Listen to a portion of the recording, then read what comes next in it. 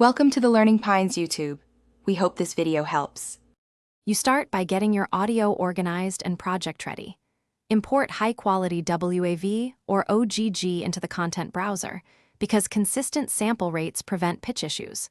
Once done, enable the audio mixer and any world settings audio features so runtime controls work.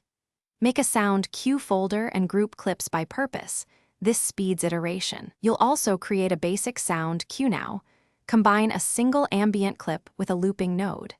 This sets the foundation for spatialization and layering later. Next, you construct the runtime object and tune its behavior.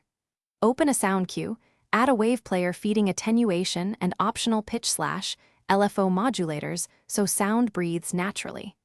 Then drag an ambient sound actor into the level or assign the cue to an audio volume for zone-based ambience. Make sure to set the attenuation shape and radius to control falloff.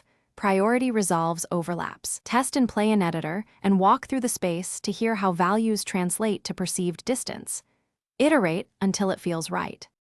Finally, you polish and validate the ambient mix so it supports gameplay. Layer several sound cues with staggered start offsets and low-priority crossfades to avoid robotic loops. This yields depth. Route tracks to submixes and add reverb sends or EQ to match room acoustics. Make sure volume and compressor settings prevent clipping.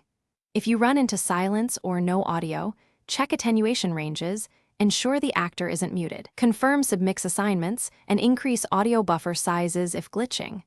One key tip, retest after. Thanks for watching.